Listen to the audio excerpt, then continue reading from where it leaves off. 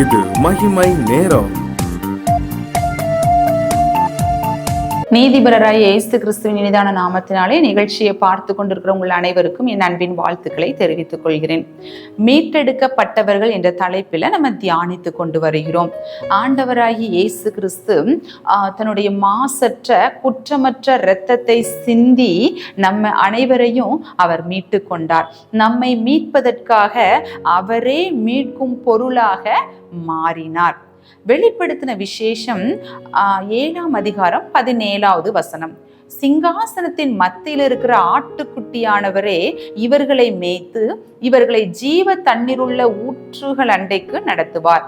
தேவன் தாமே இவர்களுடைய கண்ணீர் யாவையும் துடைப்பார் என்றான். பாருங்க, எவர்களுடைய கண்ணீரை துடைப்பார்? மீட்டெடுக்கப்பட்டவர்களுடைய கண்ணீரை துடைப்பார். எவர்களை மேய்ப்பார்? மீட்டெடுக்கப்பட்டவர்களை புல்லுள்ள இடங்களில் மேய்க்கிறார். எவர்களை ஜீவ தண்ணீர் உள்ள ஊற்றண்டைகளுக்கு நடத்துகிறார்? மீட்டெடுக்கப்பட்டவர்களை ஜீவ தண்ணீர் உள்ள ஊற்றுகள் அண்டையிலே அவர் நடத்துகிறார். பாருங்க, கண்ணீர் யாவையும் துடைப்பார் அப்படின்னு சொல்லிட்டு இருக்கேன்னு. எப்பொழுது நம்ம கண்ணீர் வரும்? நம்ம ரொம்ப துயரத்துல இருக்கும் பொழுதுதான் நம்ம கண்ணில் நம்மளை அறியாமலேயே கண்ணீர் வந்துடும். மத்தேயு 5வது அதிகாரம் 4வது வசனத்துல சொல்லப்பட்டிருக்கு, துயரப்படுகிறவர்கள் பாக்கியவான்கள், அவர்கள் ஆறுதல் அடைவார்கள் அப்படின்னு சொல்லிட்டு இருக்கு. இந்த துயரப்படுகிறவர்கள் அப்படிங்கிறது யாரை குறிக்குதுன்னா, தன்னுடைய பாவத்தை நினைச்சு துயரப்படுகிறவர்கள், தன்னுடைய பாவத்து நிமித்தம் மன்னிப்புக்காக கெஞ்சு நிற்கிறவர்களை குறிக்கிறது. இன்னொன்னு என்ன அப்படின்னா, மற்றவர்கள் துயரப்படுகிறதை பார்த்து அவர்களுக்காக வேண்டுதல் செய்கிறவர்களையும் துயரப்படுகிறவர்கள் அப்படிங்கிறது தான் சொல்லப்பட்டிருக்கு. ஒன்று தன்னுடைய பாவத்து நிமித்தம் துயரப்படுகிறவர்கள், இன்னொன்று மற்றவர்கள் படுகிற துன்பத்திற்காக வேண்டுதல் செய்கிறவர்கள் பாக்கியவான்கள். அவர்கள் எல்லாரும் எப்படி ஆவாங்களாம்? ஆறுதல் அடைவார்கள். அவர்கள் கண்ணீரை ஆண்டவரே துடைப்பார். அவர்களை ஆண்டவரே புல்லுள்ள இடங்களில் மேய்க்கிறார். ஜீவ தண்ணீருள்ள நீர் ஊற்றண்டைகளில் அவரே நடத்துகிறவராகவும் இருக்கிறார். எல்லா சாபங்களும் எல்லா பாவங்களும் முற்றிலும் நீக்கி நம்மளை செழிப்பான இடங்களிலே நடத்துகிறவராக இருக்கிறார். நம்ம நினைக்கலாம், உலக பிரகாரமான வாழ்க்கையில ஒரு செழிப்பே இல்லையே, எப்படியோ ஏதோ வாழ்றோம் அப்படிங்கிற மாதிரிலாம் இருக்குது அப்படின்னு சொல்லி நினைக்கலாம்.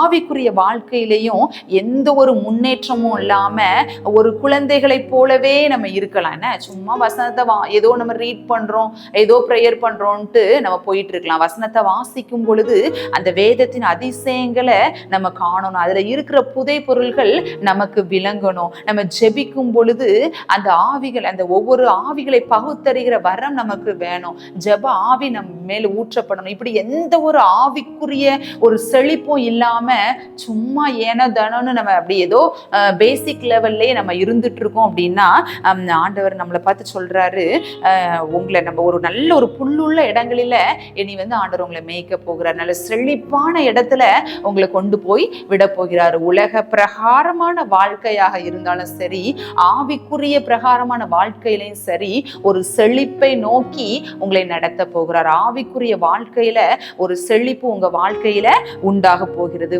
நமக்கு எது பெஸ்ட்ன்னு ஆண்டவருக்கு தெரியும். நமக்கு எது நல்லதுன்னு ஆண்டவருக்கு தெரியும். நமக்கு எது ஆசீர்வாதத்தை தரும், சமாதானத்தை தரும், நம் வாழ்க்கையில எது வந்தா நமக்கு செழிப்பு உண்டாகும் அப்படின்னு சொல்லிட்டு ஆண்டவருக்கு தெரியும்.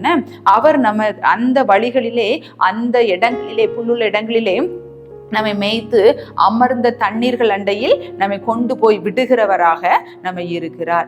ஜீவ தண்ணீர் உள்ள ஊற்று அப்படின்னா அது அதுக்கு ஒரு லிமிட்டே கிடையாது. என்ன, அந்த பிளெஸ்ஸிங் ஊறிட்டே இருக்கும். இவ்வளவுதான்ப்பா உனக்கு பிளெஸ்ஸிங் அப்படின்னு சொல்லிட்டு இல்லைன்னு, அது வர வர அந்த பிளெஸ்ஸிங் எதுவுமே கட் ஆகாம அந்த ஆசீர்வாதம் ஊறிக்கொண்டே இருக்கும். அந்த இடங்களிலே நம்மை மேய்க்கிறவராக இருக்கிறார் அப்படின்னு சொல்லிட்டு இதுல சொல்லப்பட்டிருக்கேன்.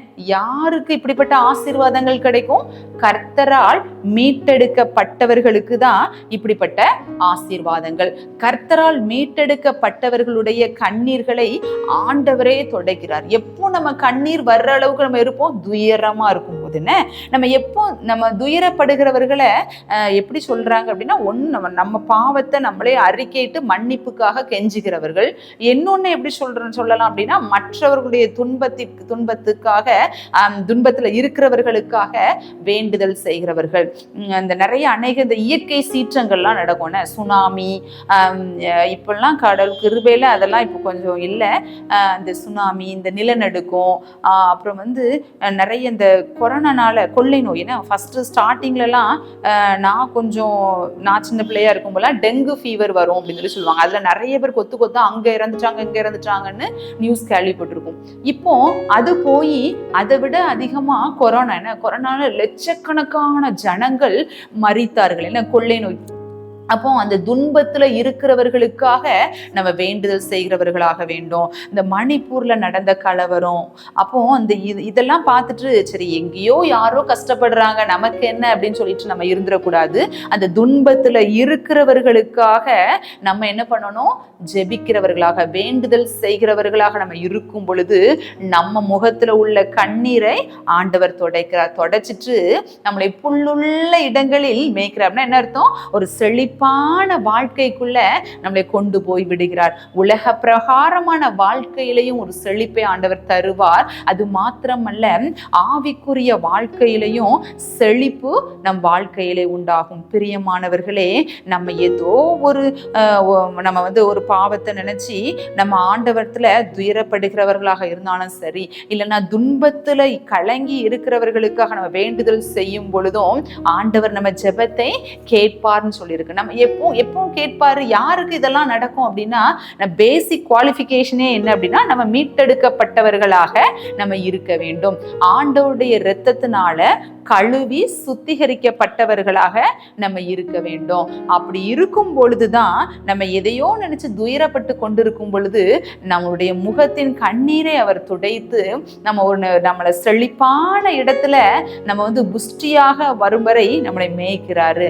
அப்புறம் அந்த செழிப்பு வற்றாத ஒரு செழிப்பு, வற்றாத ஆசீர்வாதம். ஆண்டவர் தருகிற ஆசீர்வாதம் அதுதான் ஐஸ்வர்யத்தை தரும். அதனோடு அவர் வேதனையை கூட்ட மாட்டேன்னு சொல்லி இருக்கிறாரு. சரியா?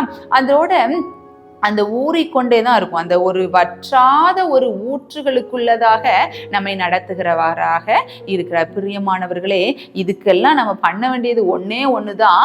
அவருடைய இரத்தத்தினால நம்ம கழுவப்பட்டவர்களாக இருக்க வேண்டும். நம்ம அப்படி கழுவப்பட்டவர்களாக இருக்கும் பொழுது ஆண்டவர் நம்மை புல்லுள்ள இடங்களிலே மேய்க்கிறார். ஜீவ தண்ணீர்கள் உள்ள நீரூற்றண்டையிலே நம்மை நடத்துகிறவராக இருக்கிறார். கர்த்தர் தாமே உங்களை ஆசீர்வதிப்பாராக. ஜெபம் செய்வோம். அன்புள்ள ஏசப்பா, அந்த அருமையான வேலைக்காக உமக்கு நன்றி ஏசப்பா. தன்னுடைய பாவத்தின் நிமித்தம் குத்தப்பட்டவர்களாக துயரப்பட்டு கொண்டிருக்கிற ஒவ்வொரு பிள்ளைகளையும் நீங்க கண்ணோக்கி பாருங்க சுவாமி. இவர்கள் அனைவரும் உம்முடைய இரத்தத்தினால மீட்டெடுக்கப்பட்ட உம்முடைய சொந்த ஜனங்கள் சுவாமி. அப்பா, இவர்களுடைய முகங்களிலே வழிகிற கண்ணீரை நீங்க துடைங்க சுவாமி. துடைத்து இவர்களே ஏசப்பா, ஒரு வறண்ட நிலத்தை போல இருக்கிற இந்த வாழ்க்கையிலே ஒரு செழிப்பு உண்டாகட்டும் ஏசப்பா.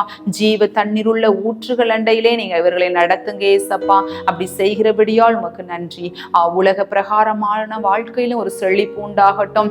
ஆவிக்குரிய வாழ்க்கையில ஒரு முன்னேற்றம் உண்டாகட்டும். வசனங்களை வாசிக்கும் பொழுது நீங்க அந்த வேதத்தின் அந்த அதிசயங்களை காண செய்யுங்க. புதை பொருள்களை நீங்க அந்த விளக்கங்களை கற்றுக் கொடுங்க. அப்படி செய்கிறபடியால் உமக்கு நன்றி. ஆமேன்.